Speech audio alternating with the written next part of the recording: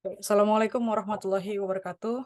Selamat malam, rekan-rekan mahasiswa semuanya. Terima kasih atas kehadirannya pada pertemuan hari ini.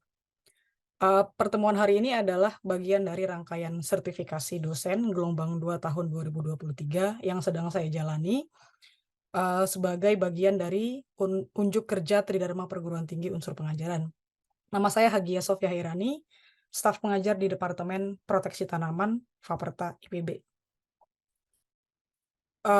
Hari ini kita akan belajar mengenai ilmu penyakit tumbuhan dasar dan saya akan menyampaikan beberapa poin sebelum kita masuk ke materi utama. Mata kuliah ini dirancang untuk kita bisa mempelajari konsep ruang lingkup, arti penting, komponen deteksi, diagnosis, siklus penyakit, kemudian juga persebaran dan pertahanan patogen sampai prinsip-prinsip dasar pengendalian. Jadi setelah mengikuti mata kuliah ini, Anda diharapkan bisa punya pemahaman yang baik, punya penalaran yang cukup untuk bisa merancang strategi pengendalian berdasarkan apa yang sudah Anda pelajari di prinsip-prinsip dasar penyakit tumbuhan. Untuk mencapai sasaran pembelajaran tadi, kita akan mengikuti kuliah dan praktikum selama 14 pertemuan, masing-masing kuliah dan praktikum. Di periode ujian tengah semester, kita akan belajar mengenai konsep penyakit tumbuhan, kemudian ruang lingkup, sejarah, perkembangan ilmu, dan juga bagaimana peran penyakit tumbuhan dalam kehidupan manusia. Selanjutnya kita akan membahas beberapa istilah, terminologi dalam ilmu penyakit tumbuhan, definisi diagnosis, deteksi, dan identifikasi, kelompok-kelompok patogen tumbuhan, konsep parasitisme, sampai jenis-jenis cara kolonisasi yang berbeda antar kelompok patogen tumbuhan. Nah, ketika kita sudah memahami mengenai prinsip dasarnya, kita sudah bisa beranjak di periode ujian akhir semester untuk mempelajari bagaimana patogen itu bisa bertahan, bagaimana patogen bisa menyebar, kemudian bagaimana tanaman merespons uh, mekanisme patogenisitas dari patogen, dan bagaimana patogen juga bisa menanggapi ketahanan tanaman tersebut. Itu akan kita pelajari lebih lanjut di periode ujian akhir semester. Dan terakhir, topik yang terakhir adalah mengenai epidemiologi penyakit tumbuhan dan juga prinsip-prinsip dasar pengendalian. Beberapa uh, teknik pengendalian juga sudah dilakukan di masa lalu dan kita akan melihat riwayat keberhasilannya dan bagaimana tantangan baru di dalam dunia perlindungan tanaman terkait dengan pengendalian terpadu. Oke, selanjutnya kita upayakan supaya kelas ini menjadi kelas yang interaktif, pembelajarannya mengutamakan kepada student-centered learning, sehingga posisi saya sebagai dosen itu adalah memfasilitasi rekan-rekan mahasiswa semuanya. Jadi, siapapun yang punya sumber informasi baru berdasarkan hasil bacaan, berdasarkan hasil temuan di lapangan, atau berdasarkan hasil interaksi dengan petani, itu bisa dijadikan sumber pengayaan pembelajaran ini. Sehingga informasi pembelajaran tidak hanya berasal dari dosen. Kemudian, jadi semuanya diupayakan bisa berpartisipasi aktif dan ada pemerataan di dalam kesempatan berinteraksi. Nah, untuk kuliah dan praktikum kita laksanakan sepenuhnya melalui tatap muka, dan juga untuk distribusi materi kuliah dan tugas kita bisa lakukan secara hybrid. Nah, untuk kuliah metode pembelajarannya selain ceramah, ada diskusi dan studi kasus. Untuk praktikum ada simulasi, jadi Anda bisa mengerjakan proyek kecil, proyek skala kecil yang nanti bisa diperbesar skalanya kalau akan dilanjutkan di penelitian. Lalu ada kerja kelompok dan juga presentasi. Dan tugas yang cukup besar di praktikum ini adalah project based learning. Nah, ini tidak terikat dengan keterbatasan ruangan dan waktu. Untuk komponen penilaian, 70% penilaian kontribusinya dari kuliah. Jadi dari ujian, dari kuis dan tugas, dan 30%-nya dari praktikum. Yang dinilai adalah ketepatan Anda bisa memahami konsep dan kesesuaian dengan tujuan pembelajaran, lalu kualitas dari gagasan dan kemampuan mengelaborasi ide, kecermatan dalam menemukan informasi karena informasi di luar sangat melimpah. Nah, kita perlu cermat bagaimana menemukan informasi yang relevan, menyeleksi dan mengelolanya. Kemudian selain juga penilaian dari dosen, juga ada peer assessment. Jadi Anda sesama mahasiswa bisa saling menilai, sehingga kualitas dan bobot penilaian itu menjadi lebih kaya dan lebih objektif. Untuk huruf mutu yang bisa Anda capai adalah A ketika Anda sudah memenuhi nilai minimal 80 dan seterusnya. Itu bisa disimak lagi. Oke, kemudian sekarang kita akan masuk ke materi. Jadi hari ini kita akan belajar mengenai konsep parasitisme, segitiga penyakit, dan juga siklus penyakit. Nah, ini mohon bisa disimak dengan baik karena ini adalah inti dari mata kuliah ini. Jadi setelah ini kita akan sangat banyak belajar hal detail yang bisa mempercepat atau memperlambat penyakit, tapi konsep dasarnya ada di pertemuan ini. Jadi mohon nanti bisa disimak, dan kalau ada yang ingin didiskusikan, kita bisa diskusi lebih banyak. Minggu lalu kita sudah belajar mengenai kelompok-kelompok organisme atau partikel yang bisa menyebabkan penyakit tumbuhan. Nah, hari ini kita akan belajar bagaimana penyakit itu bisa terbentuk. Jadi yang akan kita bahas yang pertama adalah asosiasi antara tanaman dan patogen, kemudian komponen apa saja yang bisa membentuk penyakit, lalu tahapan apa saja yang diperlukan untuk bisa menimbulkan penyakit.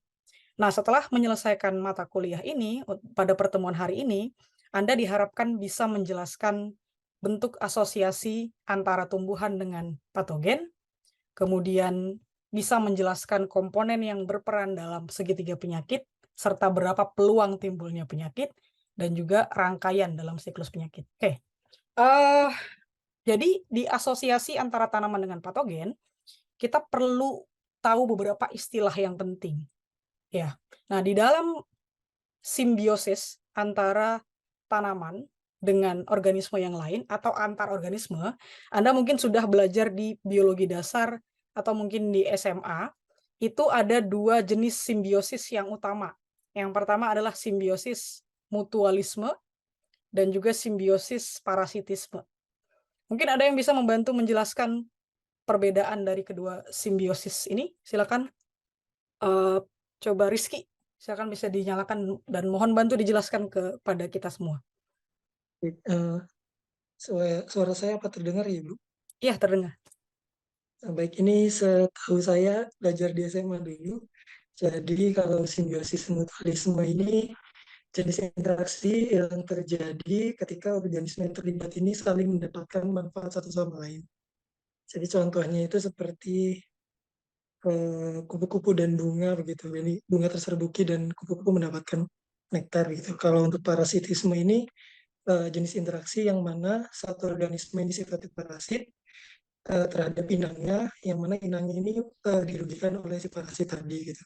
Jadi contohnya mungkin seperti kalau kita tahu ini ada di tubuh kita sendiri ada juga cacing yang di perut dengan tubuh kita. Jadi kita merasa rugi adanya cacing di dalam perut yang terus menggerogoti nutrisi yang kita makan dan kita merasa dirugikan. Kemudian organisme cacing tadi mendapat nutrisi dari tubuh kita.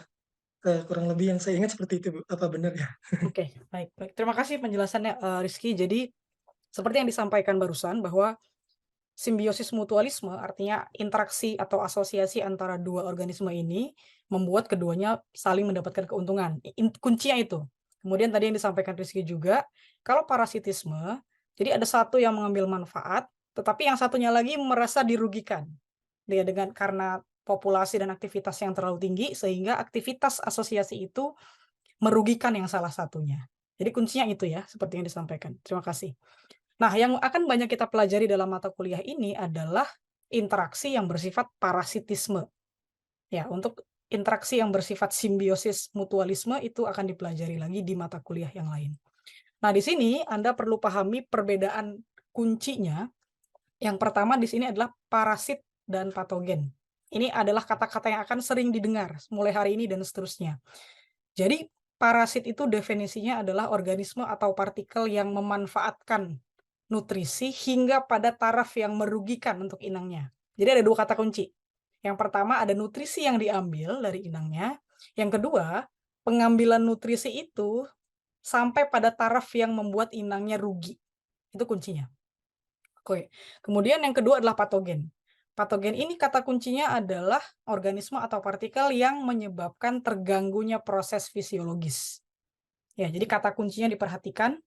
Kalau parasit ada penyerapan nutrisi, kemudian kalau patogen ada terganggunya proses fisiologis. Nah, ini kata-kata kunci yang perlu diingat seterusnya.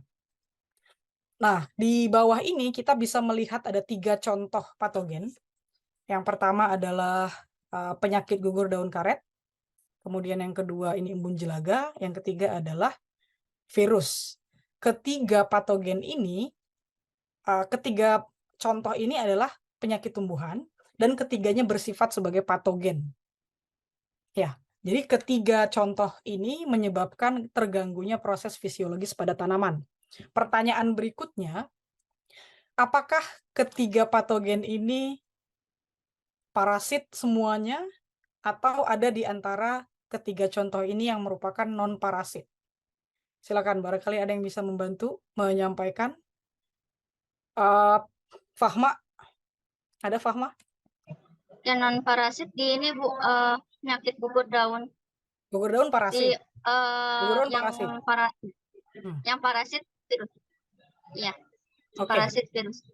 Oke, terima kasih penjelasannya, Fahma. Jadi saya jelaskan di sini bahwa Baik, di antara tiga contoh ini ada gugur daun, ada embun jelaga, dan juga ada mosaik. Ketiganya merupakan patogen, tetapi embun jelaga ini bukan merupakan parasit. Ya, virus juga bukan parasit. Kita akan lihat kenapa. Nah, kalau Anda lihat di permukaan atas daun ini, ya ini kan ada jelaganya ya. Nah, jelaga ini menutupi permukaan atas daun. Karena jelaganya menutupi permukaan atas daun, maka kemampuan tanaman atau proporsi tanaman yang bisa menyerap sinar matahari menjadi berkurang. Ketika jumlah sinar matahari atau banyaknya energi matahari yang bisa dimanfaatkan berkurang, maka salah satu proses fisiologis di tanaman akan terganggu. Namanya adalah fotosintesis. Ya, jadi ketika tanamannya tertutupi oleh jelaga ini, tanaman akan berkurang kemampuannya untuk berfotosintesis. Nah, fotosintesis itu adalah salah satu proses fisiologis. Berarti syarat embun jelaga sebagai patogen terpenuhi karena salah satu proses fotosintesis terganggu. Tetapi apakah dia parasit? Ternyata tidak. Kenapa? Karena kalau Anda perhatikan mungkin di dekat rumah masing-masing, ketika ada embun jelaga atau ada embun hitam, biasanya di tepi-tepian tangkai ini ada kutu putih atau kutu daun. Nah, Anda belajar di ilmu hama bahwa sebagian besar kelompok kutu-kutuan menghasilkan embun madu. Nah, ketika embun madu itu diproduksi, embun madu itulah yang dimanfaatkan oleh embun jelaga ini sebagai sumber gula. Jadi dia tidak makan dari tanaman. Karena dia tidak mengambil makanan dari tanaman, maka syarat sebagai parasit tidak terpenuhi. Sehingga kita bisa mengatakan bahwa embun jelaga ini adalah patogen non-parasit. Jadi dia mengganggu proses fisiologis, tetapi tidak ada nutrisi yang diambil dari inangnya. Begitu ya. Kemudian juga untuk virus itu juga sama, tergolong ke dalam patogen non-parasit. Kenapa? Nah, kita lihat nih bagian-bagian yang berwarna kuning. Ya, ini tentu saja mengurangi kapasitas tanaman untuk berfotosintesis. Kemudian ketika diinfeksi oleh virus, umumnya dia akan menjadi keriting atau ada penebalan, ada struktur yang tidak normal. Itu sudah mengganggu proses fisiologis tumbuhan. Tetapi virus bukan merupakan parasit. Kenapa? Karena virus itu sendiri bukan organisme seluler. Dia tidak punya sel, dia tidak bermetabolisme, dan tidak mengambil nutrisi dari inangnya. Jadi dua contoh ini adalah patogen non-parasit. Begitu ya. Jadi sudah paham sekarang perbedaannya antara parasit dan patogen. Jadi tidak semua patogen itu parasit karena tidak semua patogen mengambil nutrisi dari dalam tanaman inangnya. Oke, kemudian ini contoh asosiasi yang lain, ada mycorrhiza arbuscular pada berbagai jenis tanaman, ini juga termasuk yang bukan parasit dan juga bukan patogen. Karena mungkin memang tanaman itu berbagi nutrisi dengan mycorrhiza, tapi sebagai timbal baliknya mycorrhiza ini juga membantu tanaman untuk menyerap air, menyerap unsur hara, terutama fosfat, supaya penyerapannya lebih optimal. Oke, itu untuk asosiasi. Kemudian kita memahami segitiga penyakit. Jadi untuk bisa menimbulkan penyakit harus ada 3 komponen yang kompatibel. Yang pertama, inangnya itu harus rentan. Yang kedua, patogennya harus virulen. Yang ketiga, lingkungannya itu harus mendukung. Ya, jadi ketika 3 komponen ini berinteraksi secara kompatibel, maka timbullah penyakit tumbuhan. Kita bisa lihat di tabel yang sebelah kanan, ketika ada inang, ketika inangnya rentan, kemudian patogennya virulen, lalu lingkungannya mendukung, maka tanaman akan sakit. Ketika inangnya rentan, patogennya virulen, tapi lingkungannya tidak mendukung, maka tanaman tetap sehat. Begitu juga ketika inangnya rentan, patogennya tidak tersedia atau tidak virulen atau populasinya tidak mencukupi. Meskipun lingkungannya mendukung, tanaman tetap sehat dan seterusnya sampai ada 8 kombinasi. Jadi dari 8 kombinasi ini, dari 3 komponen, kita membuat 2 kombinasi sehat dan sakit, terdapat 8 kemungkinan. Nah, dari 8 ini ternyata hanya ada 1 dari 8 peluang timbulnya penyakit. Kalau kita buat persentase, ini hanya 12,5%. Ini angka yang kecil sebetulnya. Dari 100%, peluangnya hanya 12,5. Artinya ada faktor lain yang bisa menentukan apakah penyakit ini bisa terbentuk atau tidak. Apakah penyakit bisa meledak atau tidak, yaitu cara budidaya, pengelolaan tanaman, pengelolaan habitat baik pada saat musim tanam atau di luar musim tanam, kemudian pengelolaan inokulum dan juga waktu. Artinya yang paling berperan dalam menentukan apakah penyakit akan terjadi atau tidak, apakah akan terjadi ledakan atau tidak adalah manusianya. Sehingga Anda perlu memahami bagaimana mengelola 3 komponen ini, inang, patogen, lingkungan, supaya kondisinya tidak mendukung untuk terbentuknya penyakit. Atau penyakit yang terbentuk tidak meluas dan berkembang. Gitu. Oke, selanjutnya kita akan bahas mengenai siklus penyakit. Jadi Anda tadi sudah paham bahwa penyakit patogen untuk bisa menimbulkan penyakit perlu dukungan lingkungan dan juga perlu inang yang rentan. Ternyata perjalanannya pun panjang. Jadi sebagai patogen, dia akan pertamanya sebagai sumber inokulum. Inokulum ini bisa berasal dari gulma, bisa berasal dari sisa tanaman, bisa berasal dari benih. Kemudian dia harus dipencarkan, baik melalui angin, air hujan, atau media apapun untuk bisa menemukan calon tanaman inangnya. Lalu dia akan melakukan inokulasi. Inokulasi ini adalah kontak antara permukaan tanaman dengan propagul patogen. Jadi di sini patogen belum masuk ke tanaman, masih di permukaan, masih kontak. Ketika situasinya sudah mendukung untuk berkecambah, maka dia akan masuk ke dalam tanaman dan juga tidak serta-merta akan langsung menginfeksi, melainkan inkubasi dulu. Jadi patogen melihat-lihat dulu apakah tanaman cukup lemah untuk bisa diinfeksi, apakah keberadaan patogen itu bisa memicu tanaman menghasilkan senyawa pertahanan. Ketika kondisinya sudah oke, maka dia akan masuk ke jaringan yang lebih dalam, namanya invasi, memperbanyak diri dengan energi yang sudah dia siapkan tadi dari awal. Makanya dia tidak langsung menginfeksi karena harus mengumpulkan energi dulu untuk invasi dan kolonisasi. Nah, ketika situasinya sudah stabil, lalu patogen akan menginfeksi tanaman. Jadi infeksi ini tadi ada penyerapan nutrisi, ada pemanfaatan enzim, pemanfaatan hormon dari tanaman. Nah, ketika sudah selesai menginfeksi satu bagian tanaman, maka patogen akan memencar lagi. Apakah ke jaringan lain yang belum diinfeksi, atau ke tanaman lain yang masih sehat, atau malah terbawa ke lahan yang lain.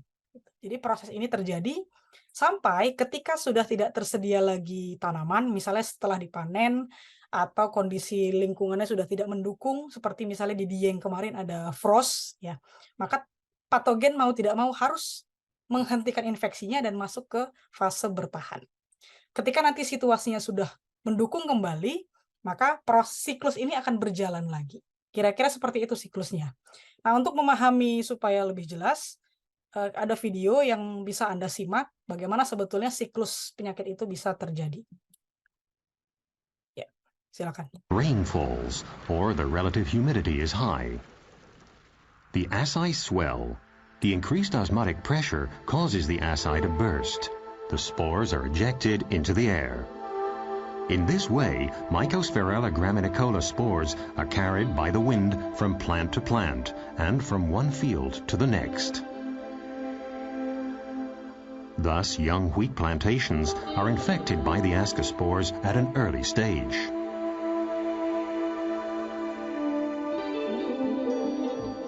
Only only if the leaves stay moist for a prolonged period will the ascospore germinate and form a germ tube. Through a slit-like opening, the stoma, the germinal hypha penetrates into the interior of the leaf. So far, there are no visible symptoms of the disease. The young plants that are affected look lush and green. But subsequently, the products of metabolism of the developing fungal mycelium kill more and more of the leaf cells. The cells collapse, and the chlorophyll necessary for photosynthesis is destroyed. As a result, the leaves become increasingly yellow and later brown. In this necrotic leaf tissue, the pycnidia develop, asexual fruiting bodies of the anamorph Septoria tritici. In the pycnidia, asexual pycnospores have formed. Water uptake causes them to swell. During dry weather, the surrounding tissue shrinks faster than the pycnidia. This mechanism causes the pycnospores in the form of mucilaginous tendrils to be pressed out of the opening in the pycnidium, the osteolum.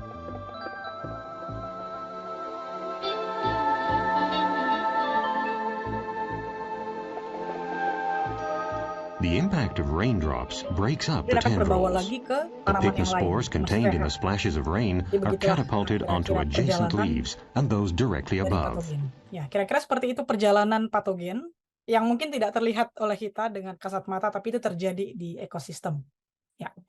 Oke, supaya Anda lebih memahami tentang apa yang kita pelajari hari ini, silakan nanti bisa menonton video dokumenter Fantastic Fungi, judulnya bisa dilihat di media-media digital. Nanti silakan dibuat rangkumannya dan dikumpulkan 1 minggu sebelum UTS. Dan bagi Anda yang punya NIM ganjil, bisa menggambarkan siklus penyakit nematoda sista kentang, dan juga yang NIM genap bisa menggambarkan penyakit layu bakteri, yang ini akan dikumpulkan minggu depan, jadi sebelum kita mulai kuliah pertemuan ke-5.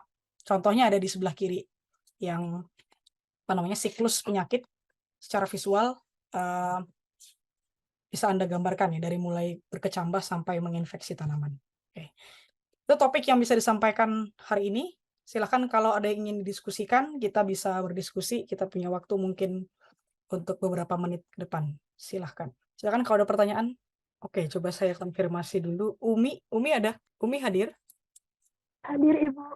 Oke, Umi, saya mau tanya kira-kira dari segitiga penyakit yang tadi, kira-kira dari mana kita bisa mulai pencegahan atau pengendalian? Baik dari komponen segitiga penyakit atau dari siklus penyakit yang tadi sudah disampaikan.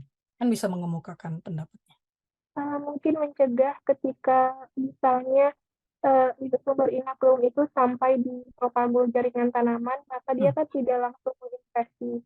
Tetapi infeksi itu terjadi ketika lingkungan sudah mendukung untuk dia berkecambah. Nah, mungkin kita bisa mencegah dari faktor lingkungan lain yang tadi untuk dia bisa berkecambah sehingga membentuk infeksi. Oke, jadi ketika ada inokulum itu kan belum tentu berhasil ya untuk bisa menginfeksi sebelum dia menemukan faktor lingkungan yang mendukung dan juga inang yang rentan. Berarti inokulum ini juga faktor penting yang perlu kita kendalikan ya? Benar, Ibu. Oke, kita akan belajar lagi minggu depan mengenai strategi pengendalian inokulum berdasarkan dengan tipe-tipe patogennya. Makasih Umi pendapatnya. Silakan ada yang lain yang ingin dikonfirmasi. Baik, Ibu, mohon izin ditanyakan yang telah kita ketahui tadi, kalau simbiosis mutualisme ini istilahnya saling menguntungkan, dan yang saya tahu ini saling menguntungkan ini dalam artian yang diterima dan yang diberi dalam jumlah yang seimbang gitu. Apakah ada satu kondisi di mana salah satu pihak ini ada yang menerima benefit yang lebih besar dibandingkan dari yang penerimanya gitu? Apakah ada contoh kasus yang seperti itu, Bu, kalau di penyakit tanaman gitu? Terima kasih. Baik, terima kasih. Jadi simbiosis kan ada saling memberikan keuntungan ya. Tapi apakah levelnya itu tidak seimbang atau kira-kira seperti itu pertanyaannya? Oke, jadi kalau tadi contohnya mycorrhiza itu jelas dia mengambil manfaat dari tumbuhan, dia membentuk vesikel di akar, kemudian dia membantu juga tanaman untuk mengambil unsur hara terutama fosfat. Nah, yang harus diperhatikan, mungkin Anda pernah mendengar mikrob endofit. Nah, mikrob endofit itu adalah mikrob yang hidup di dalam jaringan tanaman, mengambil manfaat dari tanaman, dan juga timbal baliknya, itu dia memberikan keuntungan tanaman, apakah membantu penyerapan enzim atau yang lain. Hanya saja perlu diperhatikan, ada kondisi tertentu yang bisa membuat endofit ini suatu saat berevolusi menjadi parasit. Misalnya pada saat pertumbuhannya itu lebih tinggi dari normalnya, sehingga kapasitas yang bisa ditukar tadi, keuntungannya itu menjadi tidak seimbang, suatu saat bisa menjadi parasit. Begitu juga sebaliknya. Yang awalnya parasit, dalam kondisi evolusi tertentu dengan perubahan iklim global dan juga metode evolusi yang lain, bisa berubah peran menjadi endofit. Gitu. Jadi memang asosiasi antara tanaman dengan mikroorganisme dalam kasus ini itu perlu dipantau karena ada faktor-faktor tertentu yang bisa membuat dalam proses evolusi membuat dia berubah peran sehingga bentuk asosiasinya juga bisa menjadi berubah seperti itu. Semoga terjawab ya, Rizky ya. Terjawab. Konfirmasi lagi Bu. Jadi Ya. kemudian nanti di masa depan memungkinkan misal selama ini cenderung yang kita ketahui perannya sebagai di dalam endofit, bisa jadi nanti mungkin ada perubahan iklim dan sebagainya, bisa jadi patogen atau mungkin sebaliknya patogen ini bisa jadi infit gitu mungkin Bu ya. Iya, bisa, betul. Jadi itu yang perlu dipantau di setiap waktu karena peran ekologisnya bisa berubah-ubah. Oke? Terima kasih. Ya, baik, terima kasih pertanyaannya. Oke, baik. Sementara cukup kuliahnya hari ini. Terima kasih rekan-rekan mahasiswa semuanya atas kehadirannya, partisipasinya, dan juga kerjasamanya. Sampai bertemu kembali di pertemuan kelima minggu depan.